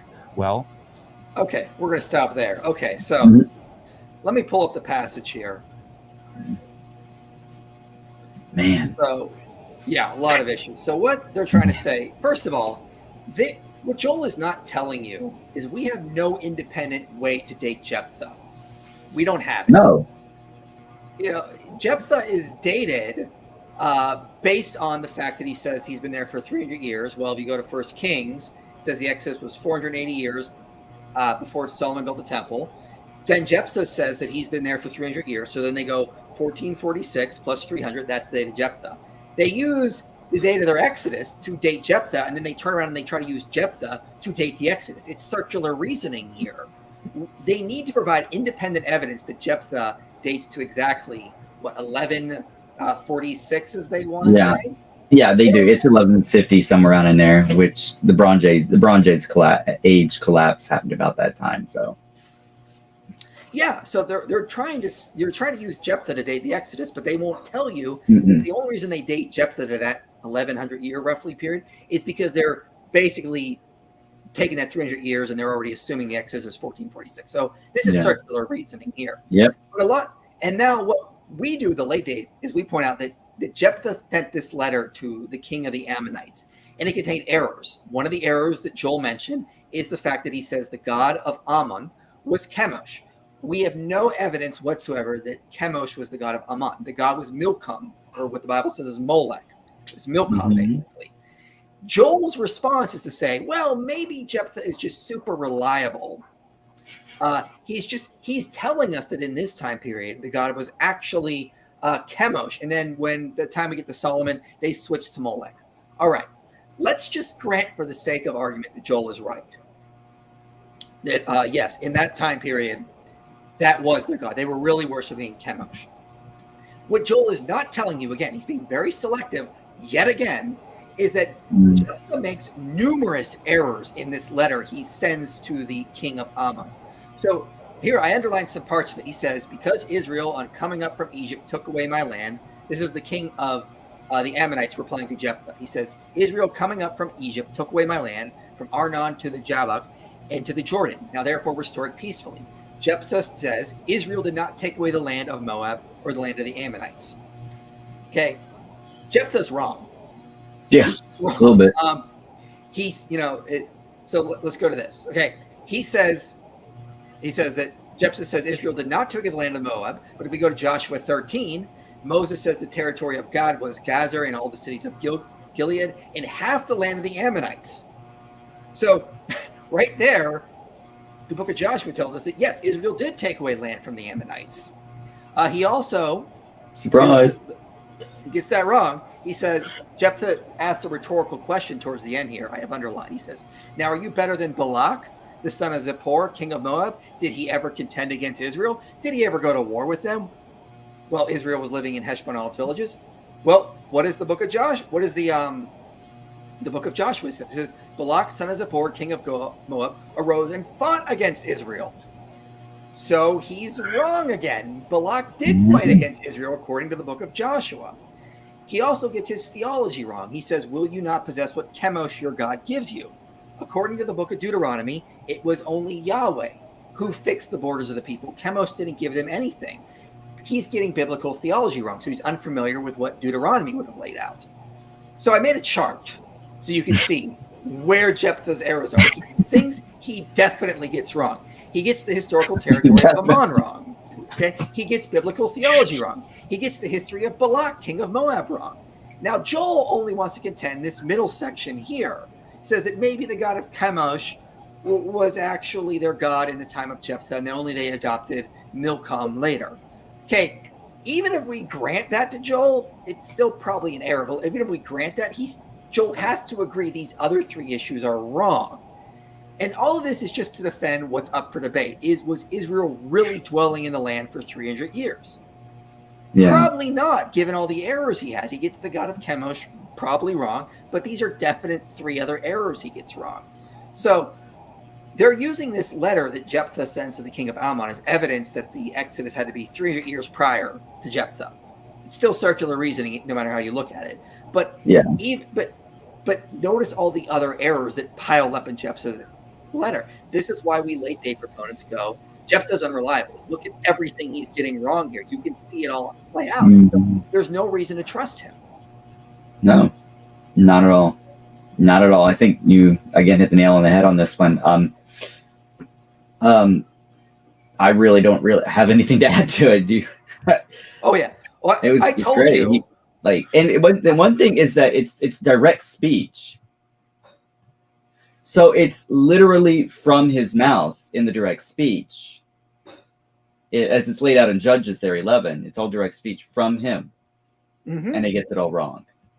So yeah, we don't have to take Jephthah at his word. He gets so much wrong. No, you don't have to. This is why we can call him into question. They put that in there to say that he's a horrible ruler. Well, yeah, and then he goes and he makes a stupid vow he was never supposed to, which ends in the death of his daughter. I mean, you don't want to trust this guy? He put his thrown from the house, I think. Yeah, and so you can see him making theological errors right after this, and also in his letter. Why are you trusting this guy? The whole point of Judges is to show good judges to bad judges. The first judges are good, and then they slowly get worse. Jephthah's number 7 in list of judges. Yeah, 7. He's just a little better than Samson, who's the worst judge. I mean, so why would you trust him? The whole point is that he's a bad judge, and we're not supposed to rely on him, considering what he does with his daughter, this horrible letter he writes where he gets his history with Moab wrong, his history of Ammon wrong, gets the history of how long Israel's been there, gets the God wrong. I mean, he gets so many stuff wrong. The whole point is that he's not reliable. We should have had a chart for that with the X's. Oh yeah, you use their own chart against them. Yeah. He doesn't match the criteria. Doesn't match the criteria, yeah. So yeah, that's the problem with them relying on Jephthah. And Joel is only telling you bits and pieces of the story and then trying to salvage it by making this ad hoc explanation that maybe the god Chemosh was really the god of Ammon early on. But again, no evidence of that whatsoever. None whatsoever. Jephthah would be the only witness, and we can see the errors that he has there. So, yeah, definitely. Adam, anything else you want to add before we move on and finish this video? No, you said it perfectly. Summed it up with him. He can't be trusted. He gets a lot of things wrong with the gods. Confusing. We're talking about Jephthah, not Kramer, getting them confused. Yeah. Chemosh and Molech. 300 years, which I don't know where he gets 300 years. And you can't reliably date that. And then you've got, and finally it's direct speech. So all these answers or all these wrong criteria in there is indirect speech. So he can't be trusted. He's definitely not reliable. And that was the whole point of the writer of Judges, was to stress his unreliability. Exactly. Like you said, he's the 7th judge. Samson and then Samuel, I think, came after that in that order. Samson is the last judge. He's the worst judge. You're not supposed to rely on him on anything. Came after that, but yeah, he was But so, yeah, definitely, you can't use him. I don't even know why the early daters use Jephthah. In they need something. They need something else than that. It's just horrible. And again, my challenge to early day proponents is give me independent evidence that we can verify Jephthah was at the exact year that you want to date him to help use the Exodus. You can't. You're using the date, your date of the Exodus to date Jephthah, and then you're using Jephthah to date the Exodus. It's circular. Yeah, definitely. I always the Armana letters, I think, is the nail in the coffin for the early date. As far as the Yeah. rulers are concerned, it's a mismatch of rulers. The numbers don't add up, and Well, they everything. cherry pick what they want from the Amarna letters Yeah, anyway, there's too. population decline in the Middle Bronze Age all the way down, and then boom, there's that's a whole nother story. That's another piece of late date Exodus. But yeah. But, All right, let's play this for another minute or so. Yeah. Historically, nations sometimes change their gods. A few examples of this is Babylon. Babylon changed their god. Nebuchadnezzar worshipped Marduk, and then Nabonidus led the people to worship the god Sin. Egypt changed its god during the reign of Akhenaten, and the Israelite prophets are almost constantly rebuking the Israelites for changing their god, right? Because they've forsaken their God who delivered them out of Egypt and are worshiping these other gods. So this is not any kind of proof that Jephthah is being unreliable when he gives us the number 300. And again, okay, but notice what he's doing. He's just assuming Jephthah's right and ignoring all the other Yeah. The burden is on you, Joel, to show that Jephthah is actually right. You've given no data. And he's kind of wrong because those were polytheistic societies, mentioning Babylon and Egypt. So, of course, they had multiple gods. We'll exclude the Tel El Armana, which is where Akhenaten reigned, the heretical king, if you want. But yeah, both of those societies were polytheistic, so of course they would switch, like they would worship this god, that god, that god, this god. Yeah. Marduk was the head of the Mesopotamian pantheon, and then you had Amun-Re as the head of the Egyptian pantheon in the New Kingdom, mind you. Mm-hmm. But they had all these other different gods that they worshipped anyway, so it was really, oh wow, he switched to worshiping this god, or he switched to worshiping this god. Like that's, I don't know. Oh, yeah. I didn't know why you mentioned that. And again, these two verses, 1 Kings 6:1 and Judges 11:26, complement each other. They confirm each other. It's very powerful evidence. And You mispronounced circular reasoning, Joel, but well, let's continue. this is the same argument that these scholars use against Acts chapter 7 and the testimony of Stephen. He's unreliable. He's untrustworthy. They need to say this because Stephen gives information that contradicts Ramses II as being the Pharaoh of the Exodus, because he says that Moses returns to Egypt after 40 years had passed, which means that the predecessor, as we've looked at already, of the Exodus Pharaoh needs to have reigned for more than 40 years, and the predecessor for Ramses II only reigned for 11 years. So they say the same thing. Well, Stephen's testimony is unreliable. It can't be trusted.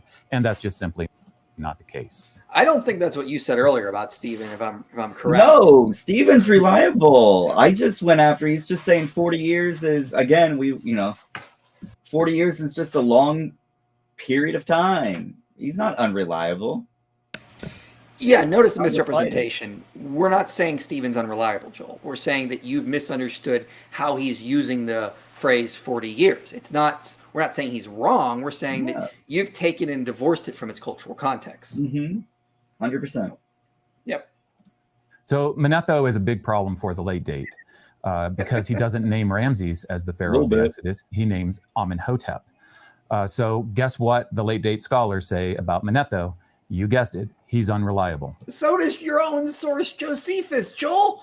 Come on, buddy. Come on, bro. So do you even the argument that they use against him is, What'd you say? I said, do you even brah? Like, jeez. How dare we agree with Joel's source, Josephus, on this? I can't. I know. What we got this agenda going on. That's the problem. Exactly. His source must have an agenda going on. That's the only thing we could say. Is that there's these variants. Now, of course, for many ancient sources and ancient texts, there's later variants.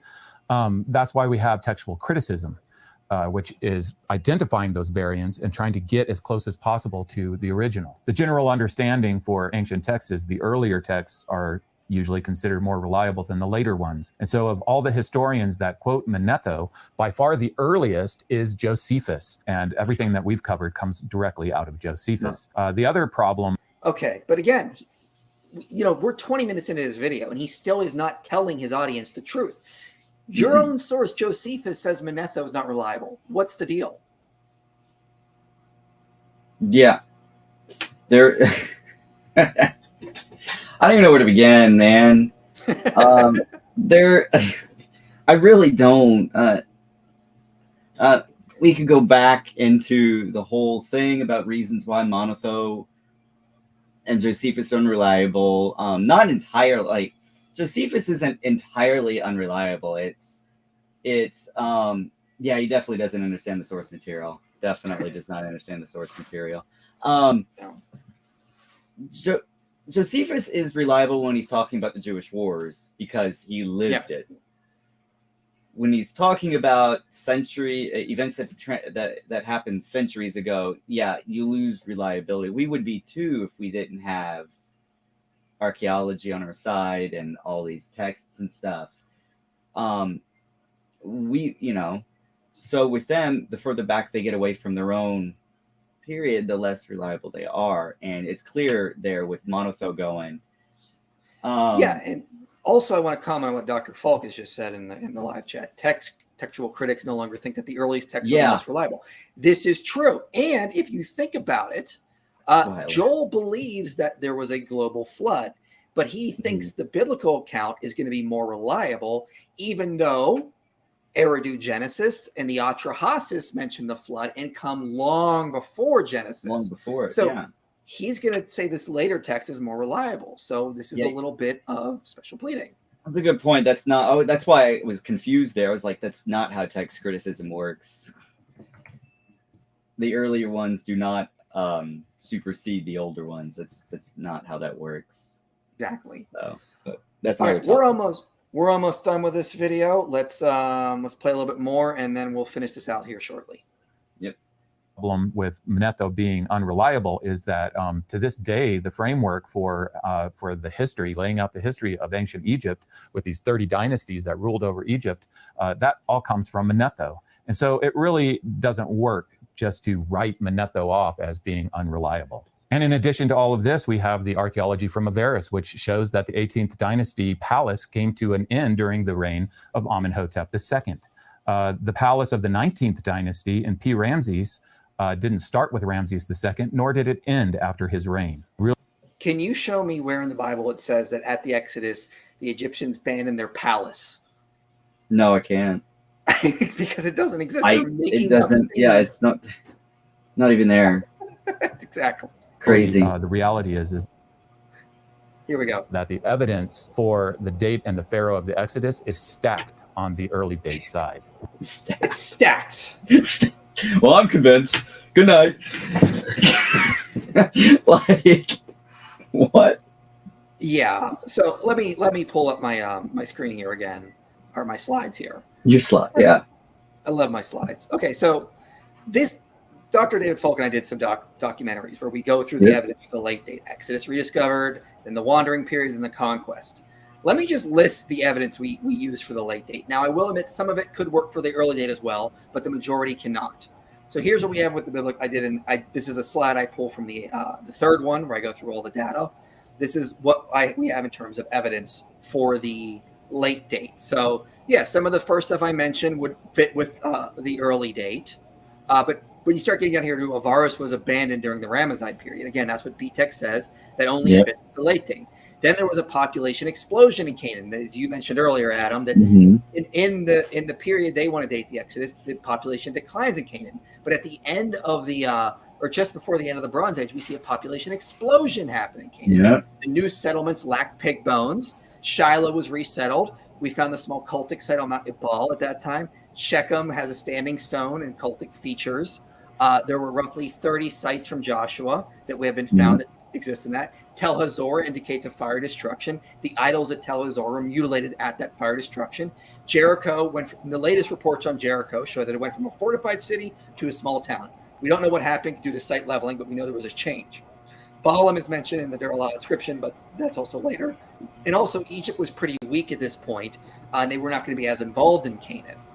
In terms of internal evidence, a lot of the stuff that you'd mentioned earlier, like with the Ark of the Covenant, can only match with like the late date. And some of the toponyms as well only are going to fit with the 13th century BC, like the toponym Ramesses, for example. Exodus 15 is going to fit with the 14 and 15 is going to fit with the style of the Kadesh inscription, which again, Ramesside period. So there's a lot of evidence for the late date.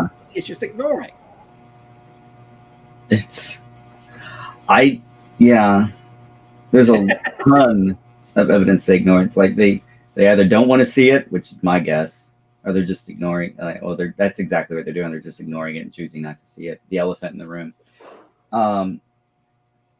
Yeah, I don't know if I could add anything to that because, yeah, that's pretty much everything that I would say too. And again, if So you guys want you to definitely need to figure, but again, that's both. That's the last thing I saw there before it changed. But there are too many things that line up. You could also add Dr. Karakuni. Oh, this goes with the late day. Dr. Karakuni is an Egyptologist. Her it's not her thesis, but she this is her thesis when she became an Egyptologist. I think she graduated from I forget which school, but anyway, she's now at UCLA. But her thesis was on coffin reuse because of wood shortage at roughly that around the New Kingdom.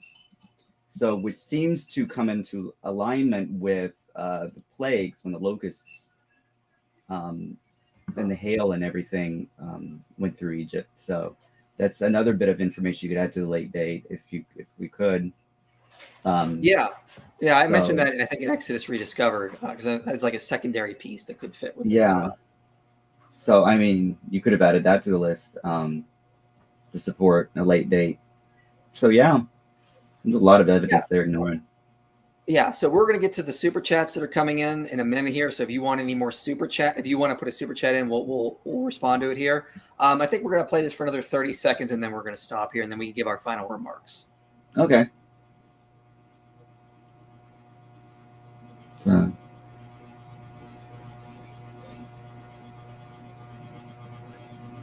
Oh. Here you go. Huh? What?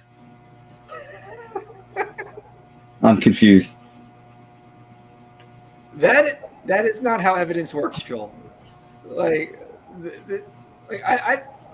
can't. That's not evidence of an exodus. That's evidence that some guy died. Oh dear. Wait, I didn't play it. Sorry, I have the wrong thing on the screen. Let me. I was like, what's going on? What's going on? My apologies, everybody here. Let me go back here, and then I'll play you what he just said here. Of Amenhotep II, and the evidence is clear that he was the Pharaoh of the Exodus. What is the archaeological evidence for the Exodus? Well, here's something. The mummy of Amenhotep II. According to the evidence, when you're looking at the mummy of Amenhotep II, you're looking at the very man who dealt with Moses, who hardened his heart and wouldn't let God's people go. Okay, as I said, Joel, that's not evidence for the Exodus. That's evidence that some guy died. You can't use that as evidence for the Exodus. You can't. He would have been laughed out of a conference. He would have been if he presented this, he would have been laughed out of the room. Like that, just that piece of evidence is what I mean. Just look at the man. Yeah, that's like me saying, like, showing you like the body of like Julius Caesar and saying this is evidence he crossed the Rubicon. Yeah, no, it isn't. Jeez. Yeah, that's their evidence for the Exodus. They all the circular reasoning. This is the Pharaoh of the Exodus, therefore it's evidence for the Exodus. Yeah, that's just a circular reasoning. The face of the man who let the Israelites go. What? All right. What are your thoughts of Joel's case for the early date of the Exodus? Mine or yours? They're weak. They're weak. Just in a word, it's weak.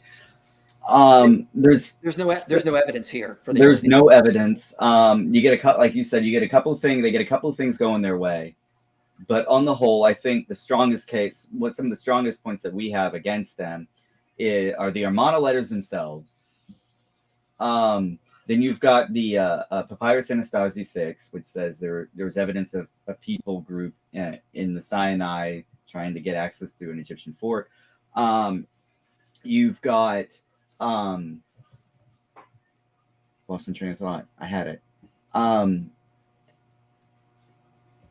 You've got like you said, the Kadesh inscription, or the Exodus 14 and 15 seems to match the Kadesh inscription. The abandonment of not the abandonment, but the population decline and then the population growth at the end there. I think the Pharaoh Ramses II fits it superbly. His oldest son did not survive to the throne. He died as a grown man. Let me just clarify something. So, guys, what we're talking about here is that Manfred B. Tech says there was a Semitic population of people living basically around Avaris until the Ramesside period. Then they left. About 40 or 50 years later or so, we see a population boom in Canaan. Some people would say that maybe they were living as like nomads in like the lowlands, and then they moved to the highlands, perhaps. But I mean, you do have a match here. You have a population leave Egypt, and then 40 years later or so, the end of the late Bronze Age, population explosion in Canaan. And then these are Israelite sites that everyone agrees. Yeah, so the four-room house. You see something kind of line up perfectly there. So this is the evidence that I use in this in Exodus Rediscovered. Yeah, you see like cult house sites and then appear over there, and then you see the four-room house, which is indicative to Israelites appear in Israel about the same time, and then on and on. The cult sites get less and less because Adonai. Sorry, I know you just. I think you had a rule about. Oh, it's fine. Saying Adonai or instead of the Tetragrammaton. But you had all the cult sites getting less and less, and then you have Yahweh worship, then, if that's the case, explode. So beginning around the early Iron Age onwards. So that's evident. We didn't use that tonight, but that's also added evidence for it. You've got like a ton of stuff. Again, the ritual processional furniture. That's of the Ark of the Covenant that dates to the late the 19th dynasty. Pharaohs of oppression fit the two candidates. And Horemheb fit with the pharaohs of oppression. I don't know why he said Tutmosis III. That guy was a general, if anything. He was Pharaoh. Tutmosis III was Pharaoh. Yeah, right before Tutmosis was a pharaoh and a general. But he was a pharaoh. But I was saying he was more like I've heard him called sometimes the Napoleon of ancient Egypt. Yeah. So I don't even there's just way too. We are inundated with evidence for a late date Exodus, in my opinion. Exactly. So let's get to some super chats here because we got a couple that came in. If you guys want to do some super chats, just send them in. Keep up the great work, big fan. Thank you. Thank you for your super chat here. We got a question. Who was Moses' adoptive mother? Also, do you think his lifespan in 40 years intervals was 120 calendar years, writing and trying to be accurate? What are your thoughts? So Moses' adopted mother wasn't Yoshebed. Well, that was his. I'm sorry, that was his actual mother. As far as the woman who raised him you're talking about Exodus 2, I think. Here, we actually, I don't think we know what her name was at all. As far it's funny because Exodus 2, at least according to James Hoffmeyer, Dr. Hoffmeyer, mentioned in his book Ancient Israel or Israel and Ancient Egypt that Exodus 2 is a nursery. They would take foreign peoples, raise them in this nursery, and teach them they would Egyptianize them. So, and this is something that happened in the 18th and 19th dynasties, is they take these foreign peoples and Egyptianize them in a nursery. So this is probably what happened to the Moses-like figure that we need.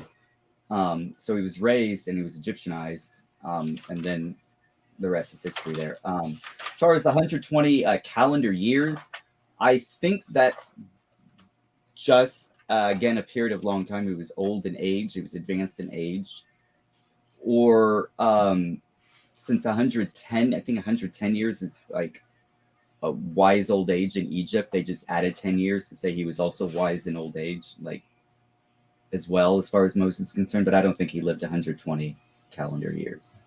Yeah, I think it's just these again. We're not sure who the mother was. We don't have any record of her. The Bible doesn't record her name. It probably was just indicating he was old. I don't think he was actually 120 years. Cecil B. DeMille said it was. I don't know I forget who Cecil in the Ten Commandments. I'm sorry, I was referencing the movie, the classic Ten Commandments movie. They gave her a name in that one, but that's entirely fictitious. So. All right, so Godless Granny, thank you for the super chat. How do you respond to historians who say Egypt continued to rule Canaan through the Amarna period? The Exodus would be from Egypt to Egypt. Okay, here's the response to that, is that we see actually a lot of decline towards the end of the Ramesside period. I can cite, here's a magazine I have here on Manetho's Wrath.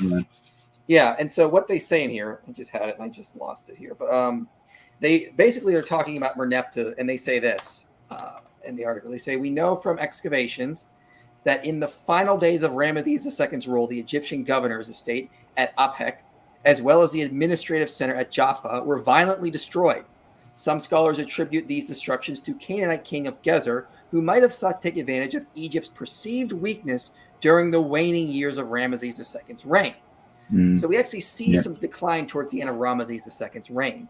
After Ramses II, Merneptah is attacked from the west, from Libya, and they make it they make it to like Memphis and to the Nile before they can finally turn them back. That would not have happened if Egypt was very strong like they were in Ramses II's earliest reign. So something happens in the middle which severely weakens Ramses and his rule that allows the Libyans to come in shortly after, and then Canaanites are rebelling. So you really start to see decline. And I talk about this in Exodus Rediscovered Conquest, because we do see some other evidence as well. We see sea peoples moving in, taking over regions. Egypt can do nothing to stop them. We start to see decline when Israel was moving in as well. Yeah. One thing I think our question here is devastating for an early Exodus.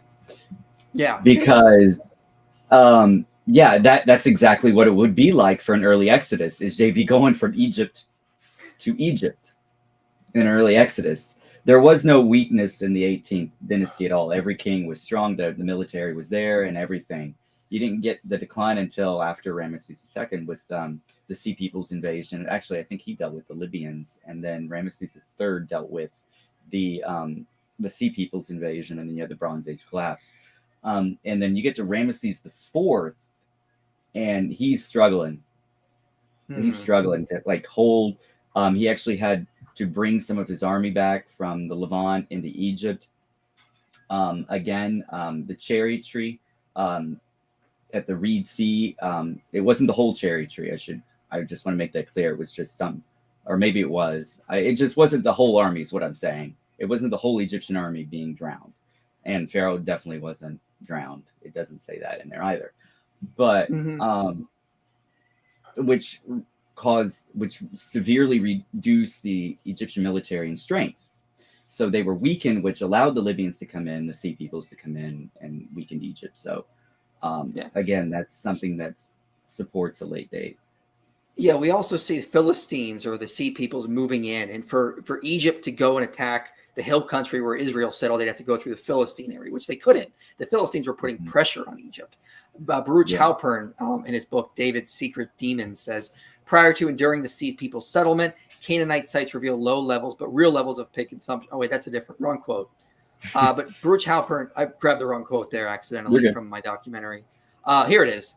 He says the Sea People's bridgehead was simply too broad and successful, and the Egyptian empire too fragile to withstand the collapse of the coastal trade. For a time before Ramses III, as he himself relates, Egypt was no longer in a condition to project power beyond its borders. According to his autobiography, it was even dominated by Canaanite chieftains, probably in the Delta. So he basically points out that, so Baruch Halpern, the scholars I cited in the magazine article, basically is Egypt was weakening at this point, and so we would expect Israel could not have moved in any time prior to this, like during Ramses II's height. The only time they can really start moving in is towards the end of Ramses II's reign and under Merneptah as well. So and that's what we see. So it fits with the late date. It ruins the early date, quite honestly. Definitely. So thank you for the super chat. Here's another one. Have you watched? Thank you, Writers Sprite. Have you watched any of the videos by Naked Archaeology? Just wondering if you had any thoughts on its theories. Don't ask me what they are because I don't remember. I apologize. I have not seen any of them, so I cannot comment on them or what they are. I've heard of Naked Archaeology. Oh, is that Simchiv? Is that the Jewish? Jacob Simchivi, I think, we did Naked Archaeology. It's been over a decade now. I'm just familiar with the guy. I'm not really. I used to watch back in the day, but I've aged since then, so I can't answer that question either. I'm sorry. Yeah, I don't. Sorry, I've not watched it. Thank you for becoming a channel member. Much appreciated, Michelle. Thank you for that. Here is the next super chat. Thank you, someone you may know. Has there been any study as to who the pharaoh during the time of Joseph? Might knowing him help pinpoint the Exodus date? What are your thoughts on that? I'm sorry, I was expecting a name after you said someone you may know. It's like, let's go to someplace else. What's the name of the place? So not really. We have some. I think I've got some candidates. If you say that the chariot was brought into Egypt, and then Joseph was born and was in there, so we're talking probably where there was a pharaoh during the Hyksos period, a Hyksos pharaoh at the time. And then the pharaoh that who did not know Joseph may have been Ahmose the First, since he was the first pharaoh of the 18th dynasty. So my guess is would be the first pharaoh of the 18th dynasty with Ahmose the First. Yeah, I think if you're going to look for a pharaoh of Joseph, it would be the Hyksos rulers. So this Hyksos dynasty is in the second intermediate period, just before the rise of the New Kingdom. And the 18th dynasty really didn't like the prior 15th dynasty that ruled from Avaris. And so they looked down upon them, not treated them well. That's when the chariot is also brought in, is in the second intermediate period. Mentions Joseph in a chariot. And a lot of the data from that time period is really missing in Egypt. So we just don't know who Joseph's pharaohs were. I think it was probably multiple, if you ask me. It's just one of those things that we're not going to entirely know. But it was Joseph was probably in the second intermediate period. So probably sometime late 1700s, early 1600s, or sometime in there. We're just not entirely sure because that's just a big gap in Egyptian history. But sometime in there, basically. Yeah. All right. I think we've done it for the super chats there. Appreciate everyone who sent one in. Final thoughts on Joel Kramer's case for the early date. I don't like it.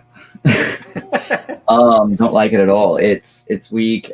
He gets a couple points wrong, like Ramesses not having Ramesses. He says that Ramesses didn't have a firstborn son. That maybe I've got that backwards. I think I've got it backwards.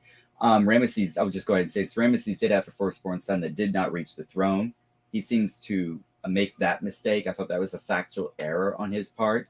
What else? I think there was no reason, the bait and switch, I think you called it a bait and switch there. There was no reason to bring up Avaris when the capital was Pi or P Ramesses. And then you had the problem of propinquity or distance, which means the 18th dynasty kings ruled from Thebes in Upper Egypt.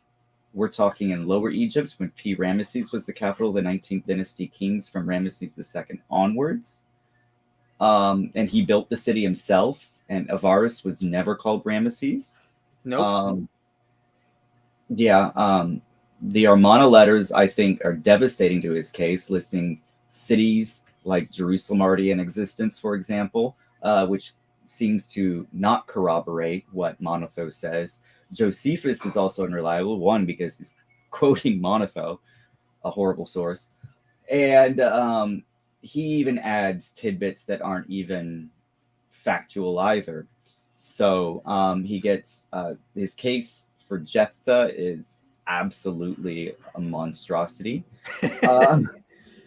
And you pointed that out very well. I thought, like, especially with the chart to counter his chart, that was great. He had 3 points, and then you had 3 points. Anyway, I was planning that for a while now. That's one of the main reasons I wanted to do this, because I was like, I'm going to get you on this for sure. So it's weak. In a word, if I could sum it up in a word, and I said this already, it's weak. It's weak. It's outdated. But this is the case. Outdated chronology. This is the case for the early date. It's always riddled with problems, but they never tell you the full story to make it look better. And as we noted, this video got almost 500,000 views, and it's just riddled with problems. And that's why I wanted to address it. I mean, there's plenty of good evidence for an Exodus, but these guys have to dig their heels in for the crappy early date. And they just constantly ignore all the good data for the late date and pretend it doesn't exist. They wonder why I've abandoned the early date. With Dr. Kennedy getting on there. Yeah, I remember that. Yeah, I abandoned it because it was so bad. It's like that they don't, we've gone this far. Let's not give up now. Exactly. And then they use faith. They misconstrue faith. They're like, well, if we just have enough faith, we just need more archaeological data, or you just have to have faith on it. It's like, it's not how this works. Yeah. Guys, yeah, there's no good evidence for the early date, and as the earlier super chat godless Granny pointed out, Canaan was basically ruled by Egypt during the early date time period. There were not Israelites would not have been able to move in like they think. And again, the Amarna letters would have reported it. They don't really report that. One last super chat. This one's for me. How do we address Billy Carson's arguments? Go to my TikTok. I have addressed him numerous times on there. He's a joke. He never responds to criticism, but he says such just some crazy nonsense. But yeah, utter nonsense. So I was like, I don't know who that. Yeah, I don't want to know. You're gonna pull your hair out. Okay. Let me share your screen one last time here, or your channel here, guys. Go subscribe to Adam's channel. He does a lot of stuff where, as you can see, he addresses some of the early date stuff. He does a lot of really interesting stuff to check out. He's addressed a lot of stuff Titus Kennedy or Douglas Petrovich has. So very good stuff. Be sure to check that out. Be sure to go subscribe to him. And yeah, thanks for coming on. Any final words? No, not at all. I'm actually probably going to do the same thing you're doing with TikTok, just not the, I'll probably focus more on Old Testament text criticism rather than focusing on, if I can use the word nut jobs, with some of those TikTok videos that come up.